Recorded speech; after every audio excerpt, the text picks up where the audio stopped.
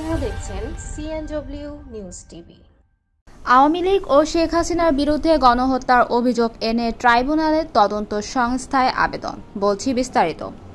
ছাত্র জনতার গণ আন্দোলনে ক্ষমতাচ্যুত প্রধানমন্ত্রী শেখ হাসিনা ও সাবেক মন্ত্রী প্রতিমন্ত্রী, পুলিশের সাবেক মহাপরিদর্শক এবং সংগঠন হিসেবে আওয়ামী লীগ, যুবলীগ, ছাত্রলীগ ও এর অঙ্গ সংগঠনগুলোর বিরুদ্ধে গণহত্যা ও মানবতা বিরোধী অপরাধে অভিযোগ দাখিল করা হয়েছে আন্তর্জাতিক অপরাধ ট্রাইব্যুনালের তদন্ত সংস্থায়।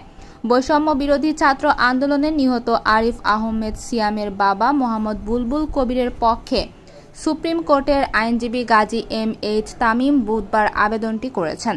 আবেদনে অভিযোগটি কমপ্লেন্ট রেজিস্টারভুক্ত করে আন্তর্জাতিক অপরাধ ট্রাইব্যুনাল আইনের বিধান অনুযায়ী আসামিদের বিরুদ্ধে তদন্ত করে আইনানুগ ব্যবস্থা নেওয়ার কথা বলা হয়েছে। জানতে চাইলে তদন্ত সংস্থার উপপরিচালক আতাউর রহমান বিকেলে প্রথম আলোকে জানান, অভিযোগটি গ্রহণ করা হয়েছে, কার্যক্রম শুরু করা হয়েছে, অভিযোগ তদন্ত করা হবে। আবেদনে ঘটনার স্থান হিসেবে সমগ্র বাংলাদেশ উল্লেখ করা হয়েছে, আর ঘটনার তারিখ ও সময় হিসেবে 15 জুলাই থেকে 5ই আগস্ট পর্যন্ত এবং ঘটনার তারিখে আহত হয়ে পরবর্তী সময়ে বিভিন্ন তারিখে নিহত হওয়ার কথা উল্লেখ রয়েছে। অভিযোগকারীর আইনজীবী গাজী এম.এইচ. তামিম প্রথম আলোকে বলেন, অভিযোগ সংবলিত আবেদনটি দুপুরে তদন্ত সংস্থায় দাখিল করা হয়েছে। আইনি প্রক্রিয়ায় তদন্ত সংস্থা এখন অভিযোগের তদন্ত করে ট্রাইব্যুনালের চিফ প্রসিকিউটরের কাছে জমা দেবেন। চিফ প্রসিকিউটর আনুষ্ঠানিক অভিযোগ আকারে তা ট্রাইব্যুনালে দাখিল করবেন। এর আগে তদন্ত চলাকালে তদন্ত কর্মকর্তা চিফ প্রসিকিউটরের মাধ্যমে আসামিদের গ্রেপ্তারি পরোয়ানার জন্য ট্রাইব্যুনালের আবেদনটি করতে পারবে। তখনই এটি ট্রাইব্যুনালের মামলা হিসেবে লিপিবদ্ধ হবে।